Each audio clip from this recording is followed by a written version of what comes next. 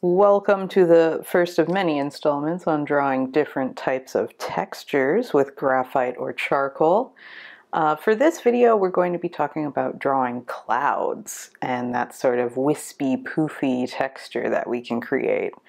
So for this video, I am using only a few supplies.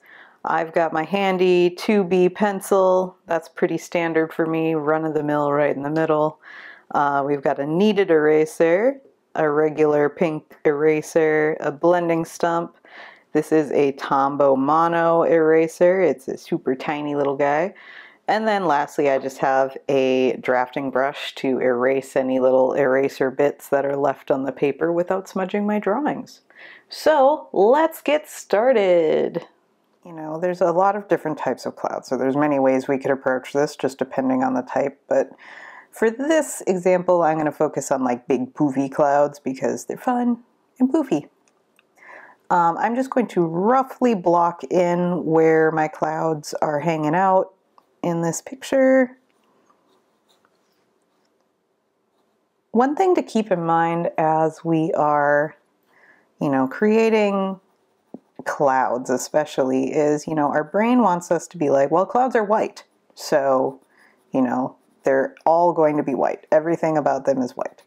This is not really the case because, the tops of the clouds might be white, but just depending on the thickness of them, the type of cloud, they might actually be quite dark on the bottom.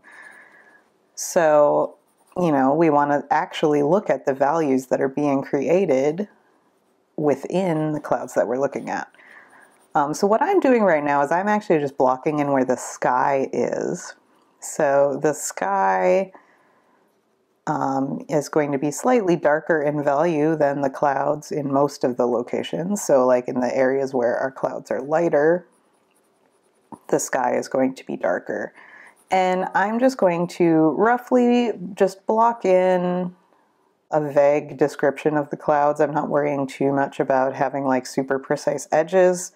That's not something that I care about at this point. I just want to get the basics in place. Once I have just this light layer blocked in, I'm going to take my blending stump and I'm going to just lightly smooth this area out.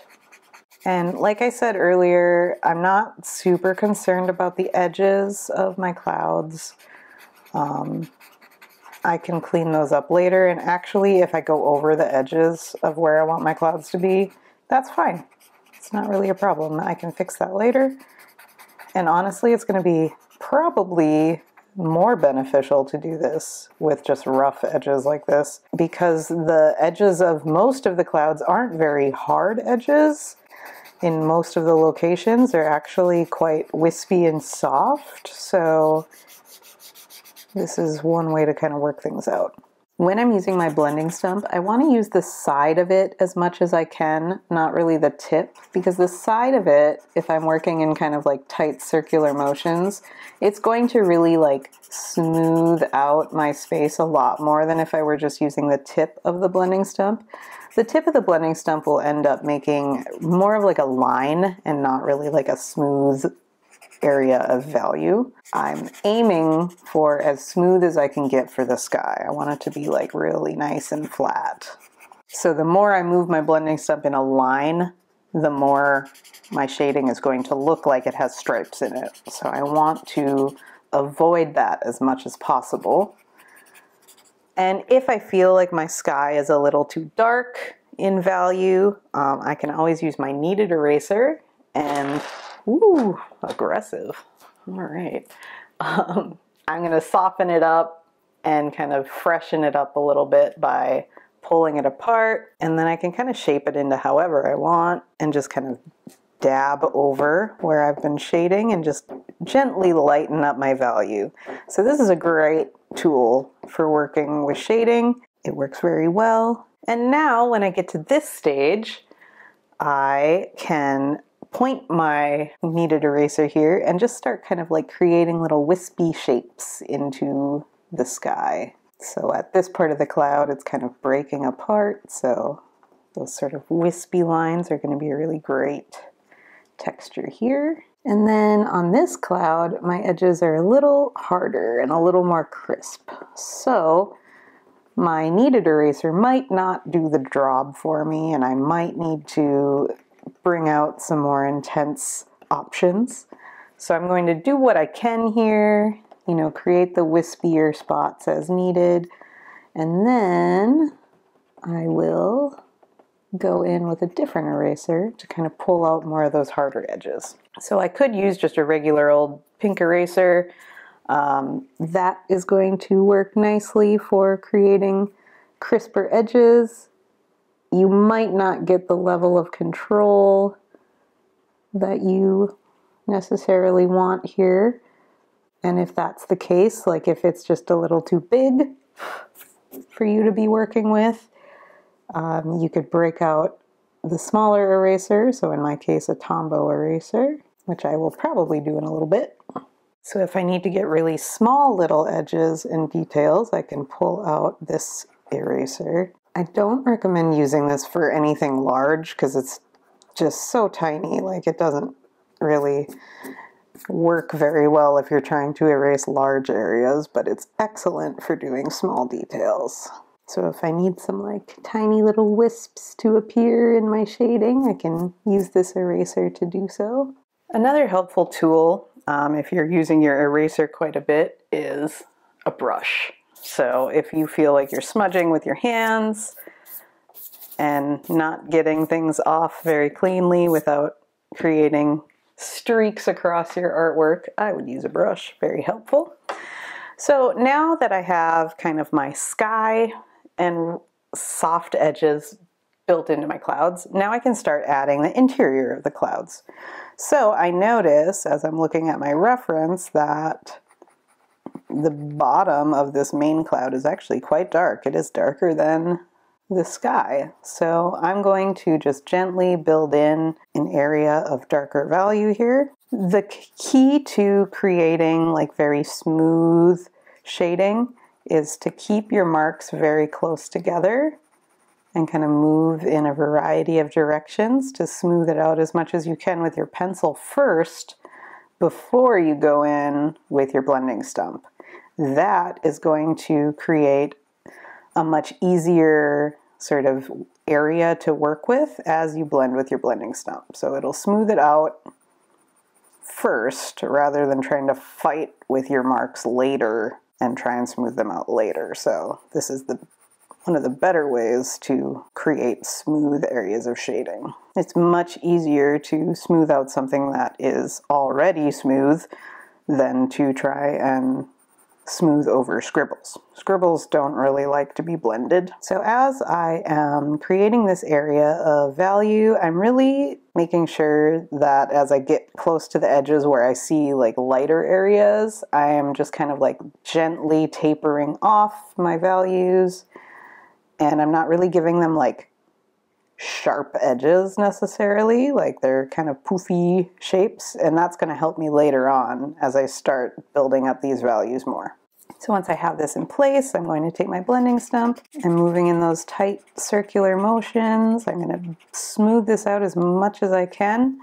As I get to the areas where my clouds kind of start to lighten up, I'm going to start moving in like tiny little circles with more of the tip of my blending stump, and that's going to create kind of those little poofs as we move up here.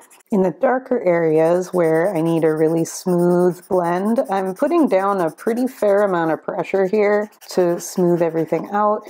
And then in the areas where my value is lighter and I'm not really seeing as much going on, I'm like barely touching the paper. So I'm really playing with the pressure that I'm laying down, because that is going to make a really big difference later in terms of getting a variety of values placed on our image.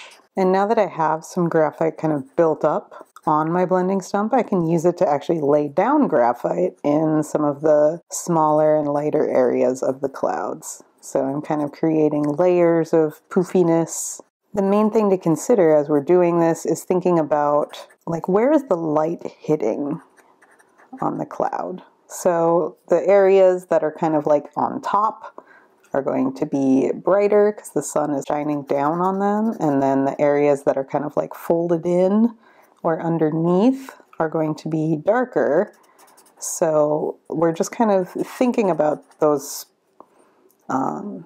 sort of spatial strategies as we're looking at our reference or creating our cloud. So where is the light hitting? Where is the light hiding from this? So that's going to help us out quite a bit as we're working.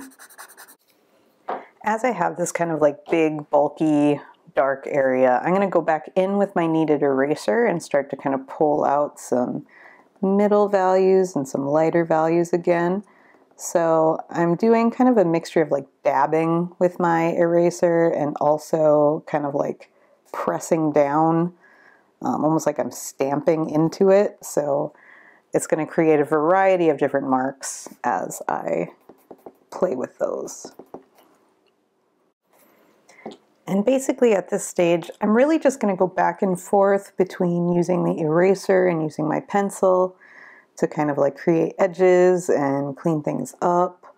So it's really, you know, just like a game of layering, going around and kind of pulling things out or pushing things back as we go. So I'm crisping up the edges right now around the parts of the clouds that have more of like a hard edge. And I'm being really careful not to like outline it per se. I'm really like creating an edge of value. So you might notice I'm kind of pulling this shape out. I'm shading outwards. I'm not drawing a line. And that is going to be the key to creating kind of like a feeling of volume and realness. Is there are no lines here. No lines, zero lines. Lines do not exist on clouds. We are using edges of light and dark to create our shapes, and that is what's going to make it look real.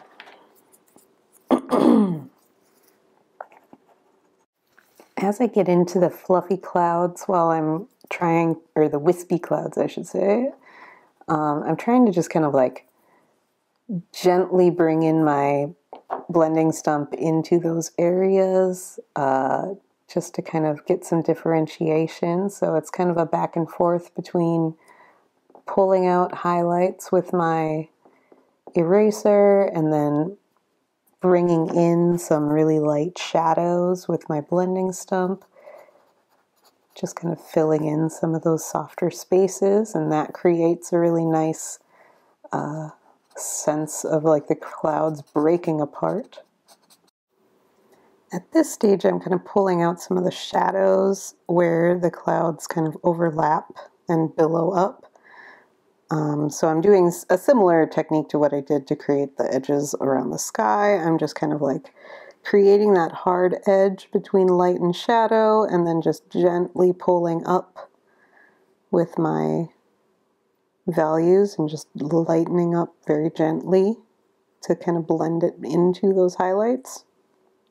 As I move into these smaller areas, I'm focusing less on like broad smoothing marks, and I'm actually making more kind of like short dashed marks. So it's like just barely blending my pencil. And this is going to help me create a little more of that like fluffy texture within the sort of folds of the clouds.